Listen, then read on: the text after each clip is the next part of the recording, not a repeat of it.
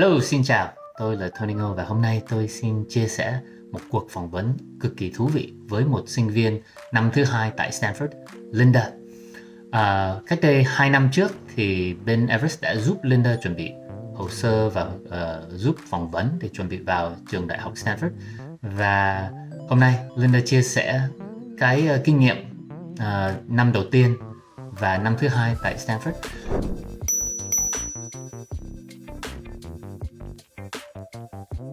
Và Tony rất là ấn tượng vì khi so sánh cái kinh nghiệm của 20 mấy năm trước khi Tony đã từng học ở đó, thì một là cái môi trường đã thay đổi khá nhiều và cái loại cơ hội thì rất là phong phú, và cái thứ hai là cái sự trưởng thành, sự chuẩn bị sẵn sàng để tiếp nhận các cơ hội của Linda ở đây tại Stanford là rất là trưởng thành.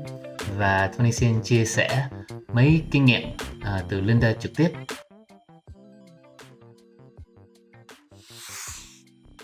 I'm here with Linda.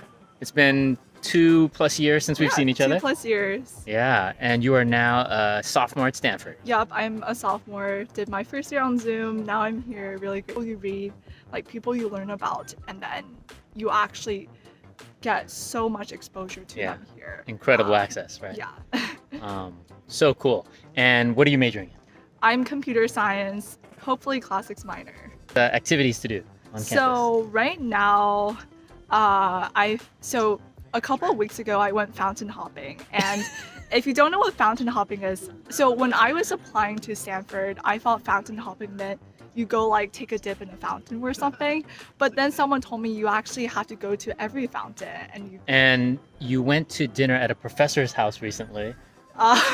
Tell me about this. Yeah, so this is actually more on the DL. So oh, okay. Yeah. We won't say who. But I guess what we can say is that just the access that you have here, right? Mm-hmm. For me, I've like gotten to meet a lot of people that I look up to, or like attend book talks. I think so last week there was an event with Tara Westover, who's the author of Educated, and she actually came to speak here at MEMCHU. Nice. And I got to ask her a question. So it's just really amazing seeing like people you read, like people you learn about, and then you actually get so much exposure to them here. Incredible access, right? How have you found the diversity of thought here? I think it's been really good. So growing up on the East Coast, I think there was some sort of liberal orthodoxy where it was very clear this is what you're allowed to think and this is what you're not allowed to think. And we will ostracize you if you do not conform to that. Yep.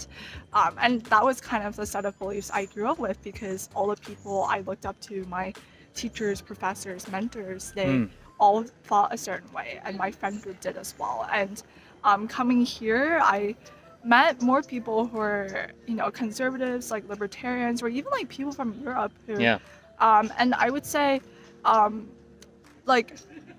think one way that it has helped me a lot is really challenging myself to know what I believe in.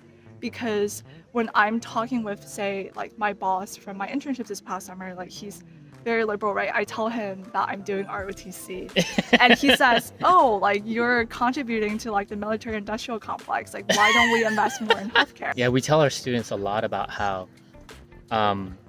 school is not just about like the academics and the ranking, right? It's so much richer on what it's actually like to live here. Right. And the culture is a very real thing, right? Of how open you are as a community to have certain types of conversations.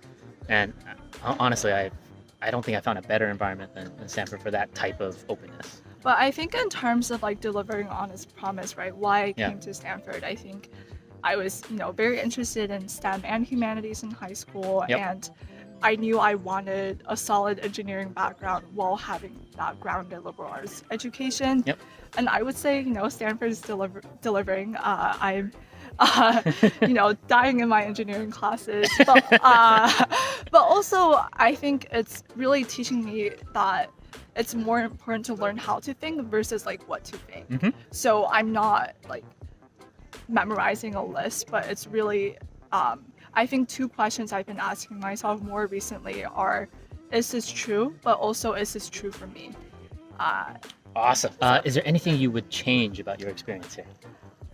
I would say one thing is I wish like there were more people who are thoughtful, but definitely there are, but you have to seek them out. I think a lot of the people who get in here, they have been, like everyone's like valedictorian, everyone has this crazy resume coming in, like huge list of accomplishments, and I think that's great, but it's easy to kind of get into a hoop jumping mentality where everything you're doing it because it looks good or because you're supposed to, and I think there's a lot of stigma against even taking risks with doing something that other people don't perceive as valuable. So I think I wish more people realize that about themselves. And for me, it was taking a gap year that helped me realize, wow, like I'm stuck in this excellent sheep mentality. Stanford as a whole, if there's one thing that I can change is meeting other people who are thoughtful and who are reflecting on their own experiences as well. Well, thank you so much for Thank you, Tony, sharing. for having me. Yeah, this is so good to catch up. You're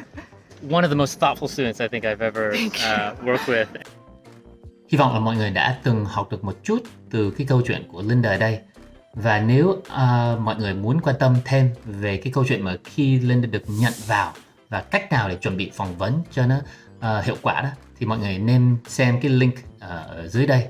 Thì chúng tôi sẽ chia sẻ cái cuộc phỏng vấn đó cho mọi người. Ok, xin cảm ơn.